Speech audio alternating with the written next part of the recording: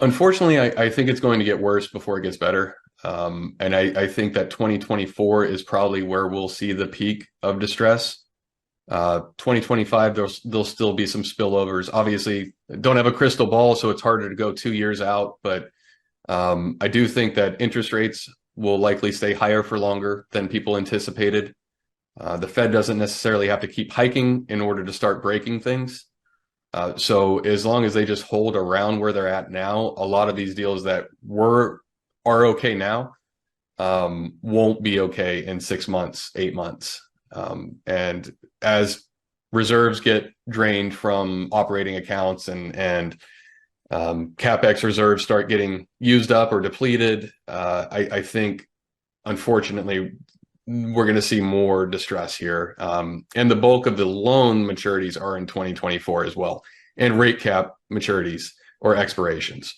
So 2024 we'll see a lot more distress than we're currently seeing.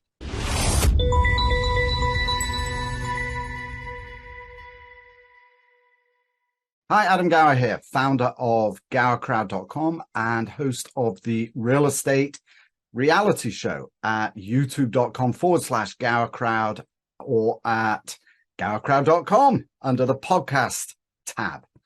Thank you for joining me today.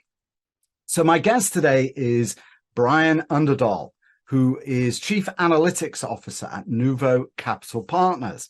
Now, I met Brian, I think actually, through, it could have been through an introduction or it may have been via LinkedIn. These days, it's hard to know where you do come in contact with people the first time. And Brian very kindly participated in an educational series that we have been producing on capital calls and rescue capital, actually, in support of a new book that I just published. You can find out more about that at GowerCrowd.com. There's a link to it on the homepage. So Brian very kindly went through a whole series of what I call real estate syndication 2.0 questions with me for that initiative, and also agreed to join me on the podcast. So that's what you're going to be hearing today. Now, Brian's business model is very interesting.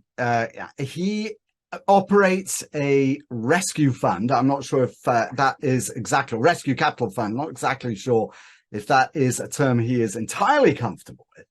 But the model that they employ is, as far as I can tell, unique. I have not seen any other rescue capital type fund or company offering the same kinds of terms as they do. They are hyper-focused on preserving both GP and LP positions in the deals that they do. It's very unusual, and you're going to be learning more about that from Brian today. And if you want to hear his analysis and explanations of some of these advanced terms that we have been talking about that represent, again, what I call real estate syndication 2.0, it's kind of the jargon and language of real estate investing during a downturn, do please go to GowerCrowd.com. Check out my new book, Capital Calls and Rescue Capital. It's only $7. And if you don't like the book, I'll give you the $7 back. Don't worry, it's satisfaction guaranteed. But be sure to check out all the bonuses, all the bonus training that's included in that, including the fairly lengthy conversation that I had with Brian. We've broken it down into individual clips so you can get your questions answered about these new terms that we're all facing today during this downturn. All right, that just about covers it. Let's get on with my conversation with Brian Underdahl, who is Chief Analytics Officer at Nuvo Capital Partners. Brian, good to see you. Thank you so much for joining me for a podcast today. I'm extremely interested in what you guys do there at Nuvo Capital Partners. So why don't you start with what Nuvo does, and then tell me what you do over there. You're the Chief Analytics Officer, so Sure. Start at the very top. Thanks a lot for having me on here, Adam. Really appreciate it. So Nuvo Capital Partners is a real estate investment company, commercial real estate, primarily focused on multifamily apartment buildings. We started actually just this year, but we've all three of us founders collectively have been in the industry for quite a long time, close to 25 years.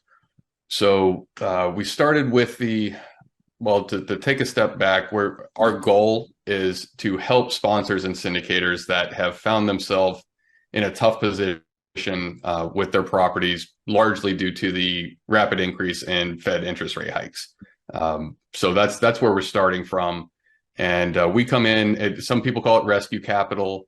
It is, to some extent, we structure our deals a little bit more uniquely than traditional rescue capital.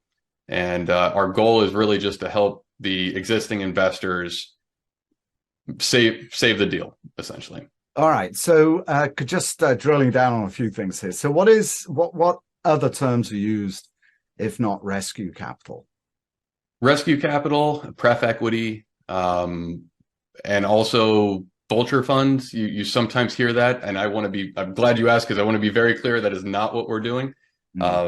Those funds will come in and essentially cut everyone out and just try to get the best deal possible for themselves. Our main differentiator is that we're coming in seeing how we can save the deal, and in that save the existing investors. So we chose this path as opposed to traditional pref equity or the vulture fund model, because that's really at the core of what Nuvo is trying to accomplish and what we believe. What goes around comes around, and we'd much rather feel good about what we're doing than just trying to make money. So I do want to know more about how you do that, but just drilling down, on this same question, is debt fund, is that a synonym also for rescue capital or not? It's a type of rescue capital. A lot of times the debt funds will kind of mix the pref equity and debt into the deal. So it's kind of a combination of debt and equity. A lot of times you'll hear it sold as, to investors as debt risk with equity like returns, implying that you're higher up in the capital stack. So if you're invested in a debt fund, you'll get paid before other investors get paid. That's where the debt risk comes from. But those words are kind of thrown around interchangeably. And so debt funds also provide first position debt. They can, yes, yeah, they as sure well can. as well as pref equity, which sits on top of that. That's right. Well, the pref equity would be below the first position debt, but yes, yeah. Below, yeah, depending on which way, but second to the first. Correct. Right.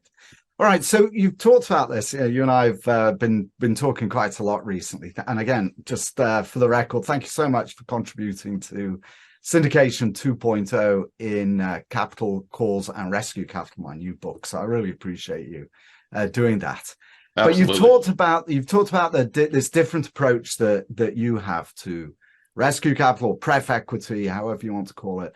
Describe your approach a little different. Actually, why don't you describe what is more common in the market today, and how Nuvo is different? So what we see most commonly is what's called pref equity or preferred equity. So if there's a deal that's struggling, that just needs, let's just say it's a $10 million deal, and it needs $1 million of capital either to finish the CapEx budget or refinance, whatever it may be. The existing sponsor or GP will go out to new investors and try to raise equity to that's needed there. And in return for that additional equity that the investors are providing, they'll carve out a new class or pref class that essentially says, hey, you're going to get paid first after the bank gets paid or after the lender gets paid. So it puts the new lender in a position that's above the existing, the new investor in a position that's above the existing investors. And it's basically a way to sweeten the deal to entice new investors to give the equity that's needed. So a lot of times we'll see that anywhere from, it's definitely double digits, the pref equity, but they'll promise, anywhere from 10 to, I've seen as high as 20%. For the new preferred investor. Right. And it is senior to the limited partners. So correct. First the bank gets paid, then the pref equity provider, and then if there's anything left, the LPs, presumably in the GP, get their share as well. That's right. And we actually entertained doing that ourselves. So we looked at all the different ways that we could kind of help in this space. And the issue that we were running into with the preferred equity model is that a lot of the deals would be in more trouble if you tacked preferred equity onto them. And not just the deal itself, but the existing investors are in a worse position because they now have a new share class above them that's getting paid first. And as I mentioned before, the overarching goal here was to help the existing investors. Okay. So coming in with preferred equity doesn't really accomplish that. All right. And in a pref equity situation with rescue capital, typically the investor is passive. So they let the existing GP continue to run the show. That's right. Under some restrictions, right? They have to perform and there are takeover rights, etc. But That's right. the existing GP stays in the picture and finishes up the job. You're different, are you? So why don't you describe how does Nuvo structure its deals? Yeah, so we actually, our goal or our main, but no, every deal is different, but usually we buy the deal outright. So it's a traditional transaction with the existing owner of the property. And then what we do is carve out a portion of what Nuvo would get from the carried interest, the promote, the whatever management fees in some cases, and we actually give that back to the previous owner. So this is really it doesn't work in every situation. Sometimes pref can work if the deal really just needs a small amount of capital. But the deals that we're looking at need large amounts of capital to save the deal.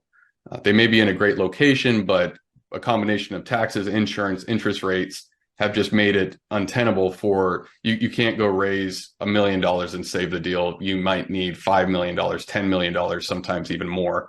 And we also need to right size the debt or restructure the debt in the process, which is a bit harder to do if you're just doing pref equity.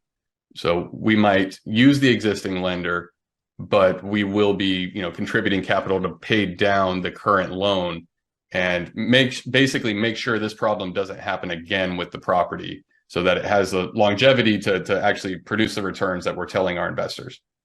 Interesting. So you also, not only do you provide working capital, for want of a different, for a better term, but capital to cover interest and increased expenses and continue with the business plan, but you also pay down the debt, do you? That's right. What is the idea of doing that?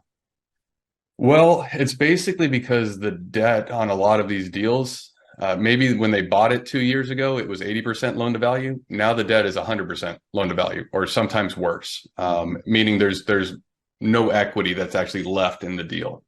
And so paying down the debt makes the lenders much more comfortable. And it also makes them more willing to work with you restructuring the debt because they know that they're essentially turning what was a liability into an asset on their side. Mm-hmm. So it decreases the loan to value on our end, which our investors really appreciate. There's just less leverage, less risk, especially now. That could change in the future, but right now we have negative leverage. The yield on the properties are lower than the interest rate that you're paying. So that's also another reason we don't necessarily want to take out as much debt as possible right now. So you described a situation where the debt can be higher, the amount of debt can be higher than the value of the property. How do you deal with situations like that? Sure. So sometimes, just to be blunt, the deal won't work. But in a situation where the debt is slightly higher, there's a couple of ways you can approach it. Usually it ends up with talking with the lender directly and trying to negotiate for a restructuring that includes a write down of the excess. If it's way out of line, you may be in trouble there. Meaning if the debt is way exceeds that the loan balance, then you may not be able to do something. But most of the time, what we see is that the purchase price that makes sense for us is right in line with the unpaid balance of the note. Hmm. And you guys come in and you actually run the deal. Is that right? That's correct. Our CEO, Stuart Keller, has been in asset management, operations, underwriting property management for over 15 years. His whole career has been in this. So that's what enables us to actually execute on this plan as opposed to preferred equity. We actually want control of the property because we have the confidence that we can turn things around. And what do the economics look like? I mean, to what extent can you give me a kind of a general idea of what it looks like for a sponsor who is going to be selling really their property to you? Inevitably, it's some kind of forced sale or distress sale in some way. But what's the incentive to them? How do you structure your economics? It's deal dependent, so it depends on if there is equity left in the deal or not. And let's start with that example. If there is some residual equity there, meaning the market price is not equal to the debt, what we would do is invite the current investors, GP, LPs, to actually come along in the new syndication or new deal, that new transaction. So they're taking their existing equity that's been diluted or lost to some extent and rolling it over into the new transaction with better debt, better return metrics, and frankly, hopefully a better business plan. And that then allows them to participate in the upside of the deal as opposed to writing off everything as a total loss immediately.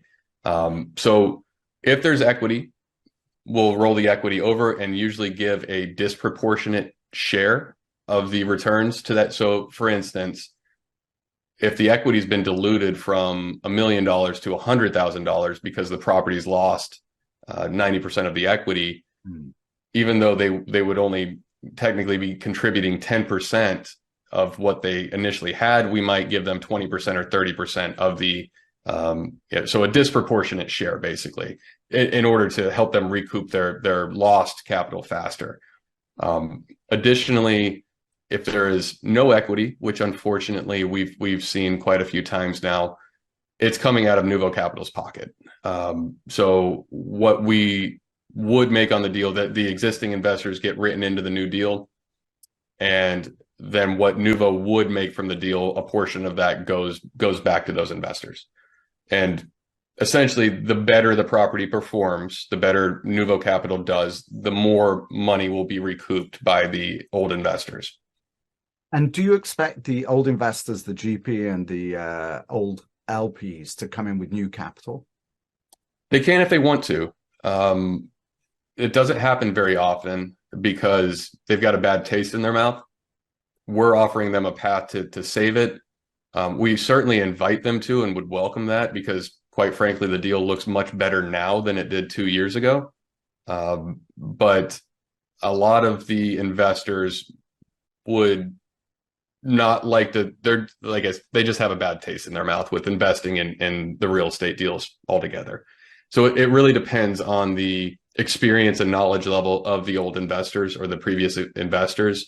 If they see that, hey, this deal actually can make sense now, we can get our money back, then they, of course, are invited to contribute new capital. But most of the time, they're not interested in putting new capital in or additional capital in. Right, but they would be investing in the new entity, so it would be an entirely new investment for them. That's right. Yeah, well, it's like they're looking at a new opportunity for the first time. They just happen to have been involved with that property before. So in that case, why do you give so much equity to sponsors and LPs? Is that as an incentive to sell to you? Is that the idea of that primarily?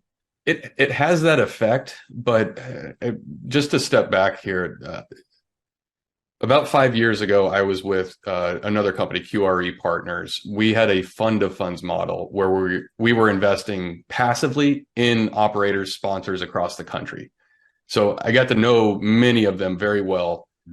Fantastic people, talented, knowledgeable, that just really got a little bit caught up in the hype in 2021 and 2022. And it was the worst possible time because, of course, it was right before interest rates went on a tear. So that kind of all ties back into Nuvo's thesis and foundation is we don't want to make money by hurting people. We'd love to make money by helping people. So it does have the indirect effect of incentivizing. I would say more so than the dollar amount that the old sponsor or old investors are getting is the refreshing feeling of somebody trying to help them out on the deal. It's tough to build trust in the industry, and you can just kind of see a light go on or relief happen in a lot of these sponsors when they realize, oh, this person sitting across from me isn't trying to just, excuse me, but screw me out of the deal altogether. They actually are trying to help. And so it creates this collaborative effort between the existing investors, sponsors, and us, where it's, and everything's an open book. We have a dialogue. We brainstorm together about how we could make the deal work, which I think is really unique. A lot of rescue capital has their business plan, and this is how we're going to buy the property, take it or leave it. Mm-hmm. Whereas we kind of come in and say, okay, this is what we think the property is worth. Let's talk about it. Do you have some CapEx reserves with the bank still or the lender still? Is there a way that we can incorporate those? What percent needs to get back to the LPs, GPs? What does the capital stack look? What did it look like before we got involved? Who's willing to do what? It's very much a collaborative effort to find a solution, as opposed to throwing out offers on properties and seeing what sticks. So do you find that sponsors are reluctant to hand over the keys to you, or are they relieved to be out of it? It's a little bit of both. If you asked me this 6 months ago, I would say reluctance. Now the story, it's just changed quite a bit. So they're running out of options. By the time they're talking with us, just because we haven't done a lot of marketing, our name's not really out there, they're not aware that we're even an option. And there's not many that are providing the solution that we are. So again, 6 months ago, it was reluctance. It was hard to get someone to open up about what the problem is. Nobody really wanted to admit to somebody they just met what had happened with the property. Now I would say we're seeing much more relief in that, okay, here's something we can do. Because the reality is that the bank, depending on when the note matures or the rate cap expires, they're running out of time to make anything happen. And now we're starting to see foreclosure notices and receivership, that those sort of things are happening on a more regular basis now. And so I would say now it's more relief, obviously, and acceptance of what the situation is. I think that's the biggest thing. It was easy to say there will be a better solution in the future. A year ago, 6 months ago, now the clock is kind of running out, and we actually are providing a solution. Is there, you replaced the sponsor, but to what extent is there a benefit of keeping the sponsor involved, or do you find it's a benefit to keep them involved because they know everything about the deal? Obviously, that's right. We'd love for the sponsors to be involved. That's our plan. It's just the operational control we have to have for our own investors. They're investing in us and our ability to operate the property. And that's really where the collaborative effort comes in. If the existing sponsor is, rolling over their equity into our deal in a passive capacity, we are still able to, use their knowledge, experience of the property to help us operate better. And they want the existing sponsor wants us to succeed, because the better we do, the more money they get as well. So again, we are taking over operational control, but we still view it as a partnership going forward. If there's someone that can help us operate the property better, we invite that and encourage that. I just want to date stamp this because you did mention things are changing. So it's mid-October 2023, just FYI, because things are changing by the week. Yeah. All right. So what is the business plan then? So you buy a deal, and kind of ideal scenario going forwards is what exactly? Do you want to like, what is your vision, and what's the investment thesis? So the first and foremost, don't lose capital. That's the business plan. So we take that into account when we're underwriting the deal, and then when we're restructuring the debt and putting in new financing. So that ties into our low leverage strategy. We will typically underwrite to call it a 5-year hold fixed rate debt, so that we're at least giving us that amount of time to see how things shake out over the next few years. We're not interested in bridge loans so much, even though rates likely won't go too much higher from here. But we don't want to take that chance, and quite frankly, investors don't like the word bridge debt right now. So our plan is call it a 5-year hold. If the market changes dramatically between now and then, for better or worse, we can, we have the option of refinancing or restructuring the debt then. And if the market, if it's not the right time to sell in 5 years or 3 years, whatever time it is, our low leverage conservative strategy gives us options. A lot of the problems right now that we're seeing are because of high leverage and floating rate debt with short-term maturities. So we're doing kind of the exact opposite: low leverage, fixed rate debt, longer maturities, just to give ourselves flexibility. We're not tying ourselves to a certain time that we have to sell, but that's typically a base case underwriting scenario is 5 years. And what are your kind of key underwriting? What are the key underwriting line items, if you like, or cells in the spreadsheet do you focus on you mean return metrics or like what are the key things how do you underwrite a deal, and what are the most important things that you look for when you're considering making an investment? Sure. Not too dissimilar than what hopefully people were looking at in the past. So what you're looking for hasn't changed. It's the way that you underwrite it that's changed, I suppose. So we start first and foremost with research in the submarket that we're going into. So we're not looking at deals and saying, oh, this is a great deal, but we don't know this area. So we're really only entertaining deals that in markets that we believe in. So that's first and foremost. And to dig into that a little bit more, you're looking for population growth, new construction, multifamily construction in the area, what the net absorption rate is in that area. So how many of those new units are getting absorbed and how fast are they doing that? Then you have to take into account if your property competes with the new construction or if it's in a different, sector altogether. So a Class B isn't necessarily competing with a Class A luxury. So I would say the biggest things that we look at are the market, and then going on from the market, it's the property itself. How much deferred maintenance is there? What's the situation with the property management? A lot of the deals that we look at, I think by default, because they're in distress, there's usually issues with the property manager existing, rent collections, unit turns. Was the business plan from the previous owner executed, and to what extent was it executed? So is it a true value add play or value add business plan for us? Heavy lift, meaning we have to go in and renovate a lot of the units in the exterior, or has a lot of that work already been done? Our investment model that Stuart Keller actually built, our CEO, is, I want to say it's like 35 sheets within a workbook of Excel. So it would take longer than we have to go through everything that we look at. But it's all feeding from real-time data, basically. When we plug these numbers in, we take as much of the guesswork out of it as possible. And happen to be in a good position right now where rates have already come up. That's happened, so we get to evaluate it from a clean slate, if you will. If the deal makes sense now, it'll likely make sense in the future. Yeah, exactly. It's just underwriting to different assumptions, different interest rates, right, different insurance rates, taxes, costs, etc. On the insurance rates.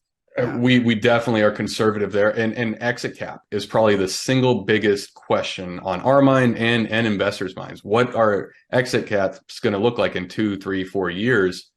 Obviously, they got compressed down to nothing the last couple of years, and we saw a lot of deals go through at a 3 cap and even a sub 3 cap. I would argue that they should be now 6, 7, and in some cases even higher.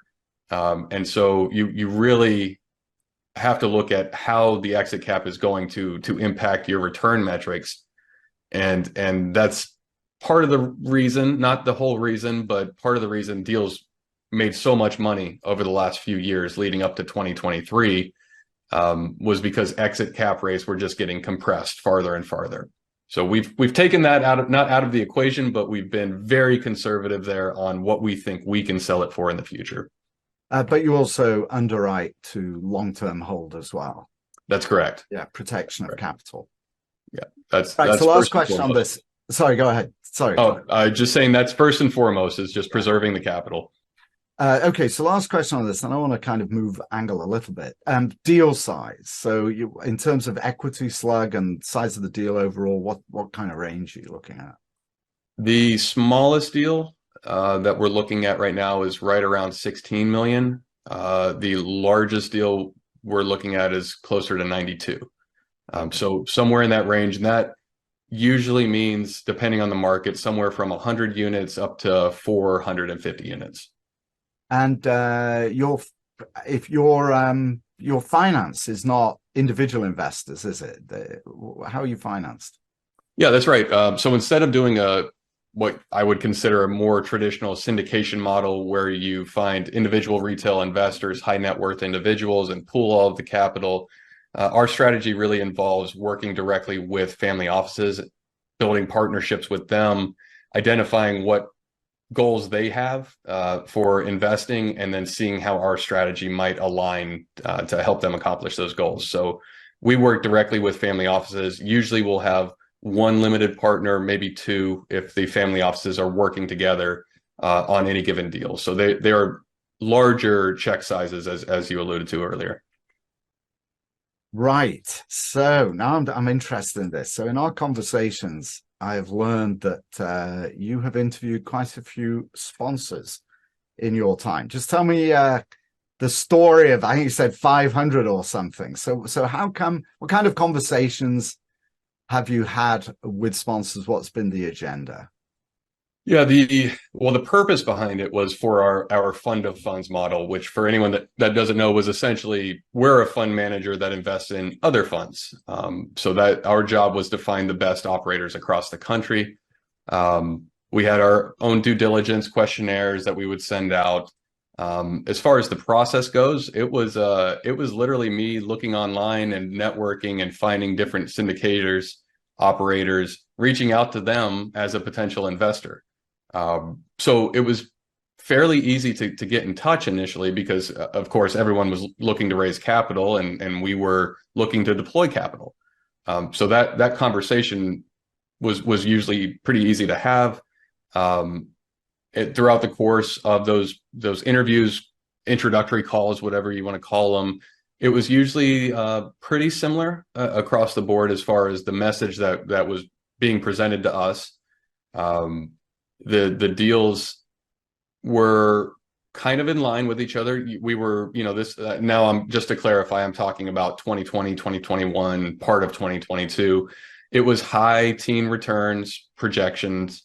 And the cap rates were, exit cap rates were somewhere around 4.5%, 5%. And so those conversations were usually just high level. What do you guys do? What properties are you looking for? We would do the same, tell them what we're looking for. And then if it was, somebody that we were interested in working with, we'd make a note of it, set up a follow-up call, and kind of dig in deeper to strategy.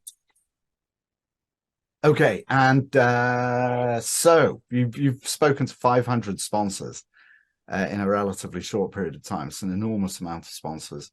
How would you describe, kind of in general terms, what gives you a good feeling? Like, what are the good and the bad of the sponsors that you've seen, if you could put them into categories? To really simplify it, if they could answer, how have you stress tested this property?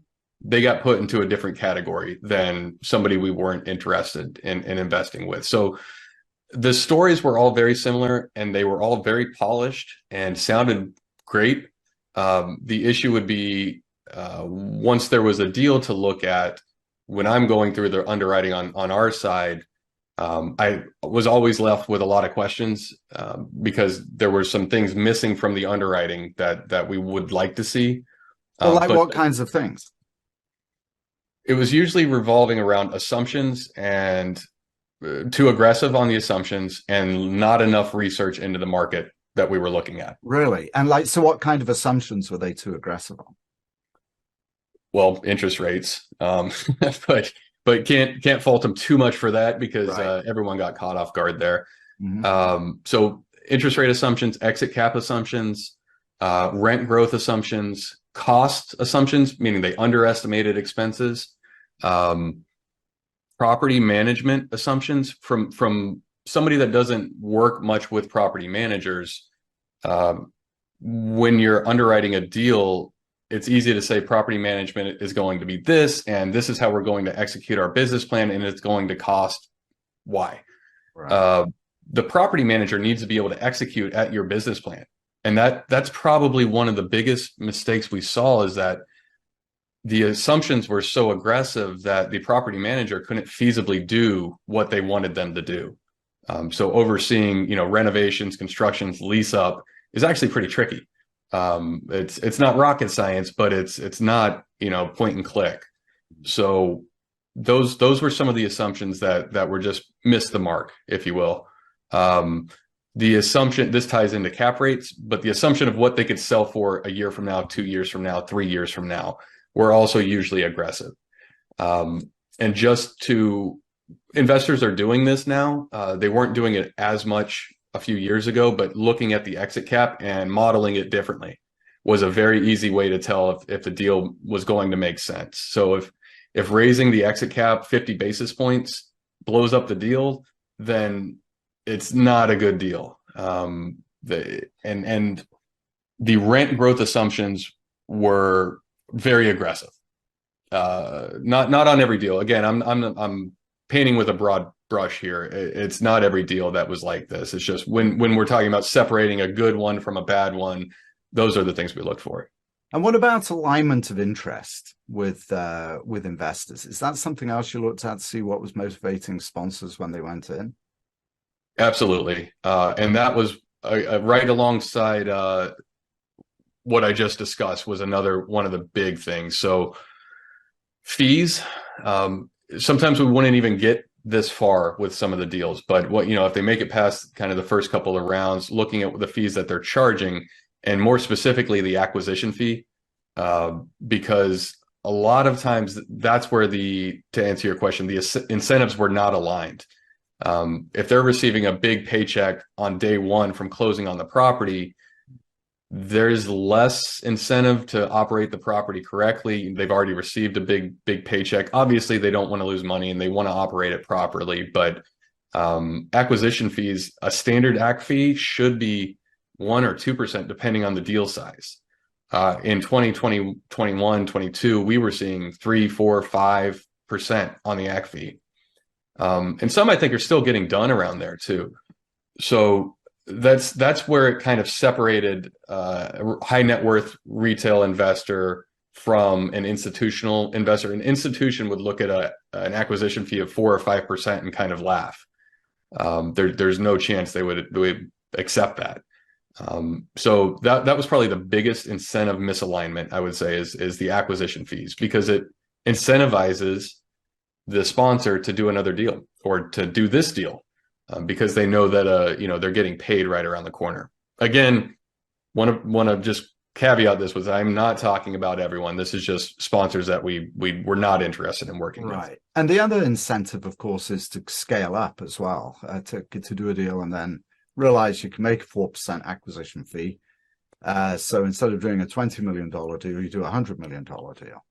That's right. And those are very different. It's very much harder to actually manage a big deal. That's the other issue that kind of led up to what I would call some sort of a bubble that we're maybe popping, is there was a real pressure, it felt like, or motivation from the operators to get as many doors under management as possible, which was essentially scaling, like you said, how many properties can we own, how many doors can we manage, because it not only does it, increase their revenue, but it also adds legitimacy to their business, their track record. If you talk to someone and they have only done a deal and they have 50 doors or 50 units under management, it sounds very different than somebody that has 4,000 doors. And that also incentivized a lot of sponsors to work with other sponsors. So that was another thing that we looked for, is how many GPs are there on this deal? So give me an example of what does that mean? How many GPs? What kinds of roles did you see those other GPs having? Yeah, so in a typical deal, there's one, maybe two GPs. There might be a joint venture partnership with someone, but usually there's somebody that's in charge, running the show, has structured it, and then maybe brought someone else in. What was happening was we would underwrite a deal and there were 4, 5, 6, I'm not exaggerating, GPs on any given deal, meaning there were 5 different companies that were all the GP for this deal. And that was largely, in my opinion, because look, there's nothing wrong with partnering and working together and trying to grow together and support each other. I love that. But a lot of at times, I think the GPs were involved for very small equity checks so that they could get the experience of being a GP in the deal. Oh. And also because any given GP might not have been able to raise enough capital to make the deal happen. But if they band together, 5, 6 groups are all raising capital, then you can make the deal happen and scale quicker. Yeah. So that was a very typical structure that we saw in 2020, 21, where you may have a relationship with one GP, they send you the deal, and then you find out there's 3, 4, 5 other GPs involved. And then it comes down to a question of who's in charge and who makes the decision and why are there so many GPs involved? And what, then you're vetting 5 or 6 sponsors just for one deal. And it became challenging to do that, to say the least. And one last question on this topic before my last question. Sure. So across these sponsors that you passed on, were there any, the term I've written down, it's not quite the right word, but any commonalities? In other words, and the thing I'm thinking of is experience. Having been through a downturn, or, scale is one thing, but some sponsors, as you know, have grown to extraordinary scale in a very short period of time. But was there anything that was common, would you say, amongst those sponsors that didn't pass your screens? Well, experience, as you mentioned, was a big one. Of the, it's I don't know if it's between 500, 600 sponsors that I spoke with directly. I've actually got this written down somewhere, but 60% of them I know closed on their first deal within the last 3 years. Now this is going back a year, so closed on their first deal in 2020, 21, but they might already have 500 doors, 500 units, 1,000 units. And it's because I think it's because they were partnering with all these other GPs on all the other deals to build their own track record and experience. So we very quickly stopped using doors under management as a criteria, and trying to figure out who actually owns those doors, or what percentage of those doors do you own? Are you actually managing those, or are you just I call it silent GP in the deal, which has its own set of regulatory issues. Quite frankly, you start tiptoeing around broker-dealer rules there. The GP should be participating in the management of the property. And I'm not sure that was the case with all of them. But again, it was one of those things that kind of ruled it out, and we didn't pursue the relationship further when that was happening. All right, so let me wrap up with kind of where we are in the market. Again, mid-October 2023. Where are we? What's been going on in the market, and what are you seeing today? So yeah, obviously, no surprise to anyone, it's changed quite a bit in the last year. A lot of sellers are not selling unless they have to sell. There are still marketed deals and deals that make sense depending on the market and the asset class, but we're seeing a lot more distress and a lot of deals that are up against the clock to make something happen. We haven't seen, the bottom fallout or anything like that. There's not a major fallout, but it's really right now concentrated around those that purchased, say, starting in the middle of 2021 through the middle of 2022. So it's the bulk of the distress is in that 1 year time frame. Of course, it spills over earlier and later, but the bulk of it is really just you bought right before rate hikes. That's where the bulk of the distress is. Anyone that has interest rate maturity that's not maturing in the next 12 months, they're not selling. They may be looking for rescue capital or additional capital, but they're not going to sell into a market where everyone's looking for a discount. Go ahead. Well, which of course brings me to, okay, so where do you think we're going into the end of 23 and into 24? Unfortunately, I think it's going to get worse before it gets better. And I think that 2024 is probably where we'll see the peak of distress. 2025, there'll still be some spillovers. Obviously, don't have a crystal ball, so it's harder to go 2 years out. But I do think that interest rates will likely stay higher for longer than people anticipated. The Fed doesn't necessarily have to keep hiking in order to start breaking things. So as long as they just hold around where they're at now, a lot of these deals that are okay now won't be okay in 6 months, 8 months. And as reserves get drained from operating accounts and CapEx reserves start getting used up or depleted, I think, unfortunately, we're going to see more distress here. And the bulk of the loan maturities are in 2024 as well, and rate cap maturities or expirations. So 2024 we'll see a lot more distress than we're currently seeing. Brian Underdahl, Chief Analytics Officer at Nuvo Capital Partners. What a pleasure it's been getting to know you. Thanks so much for two things. One, for participating in that capital calls and rescue capital project or initiative. And secondly, of course, for joining me today on the podcast. Absolutely, Adam. Thank you very much for having me on. I appreciate it. Well, that was Brian Underdahl, Chief Analytics Officer at Nuvo Capital Partners. Thank you so much for joining us today. Brian, it's been an enormous pleasure getting to know you. Thank you so much for spending all your time with me, particularly on the Capital Calls and Rescue Capital initiative, educational initiative to both sponsors and investors. Could not be more timely. And your insights both today and on that series are most appreciated. Thank you so much. And thank you too, dear viewers, for joining us today. If you'd like to get a hold of a copy of my new book, Capital Calls and Rescue Capital, just go to gowercrowd.com. You'll find links there on the page, towards the bottom of the page, but there's also a little icon that floats around no matter where you are. Just take a look at that, give it a click, and that's how you'll be able to access the book. It's only a $7 book, so it won't break the bank, and I guarantee you'll like it or your money back.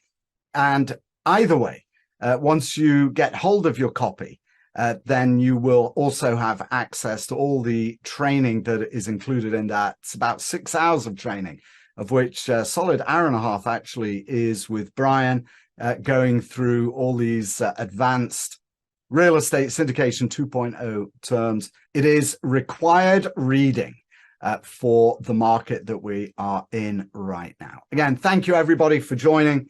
And until next time, this is Adam Gower signing off.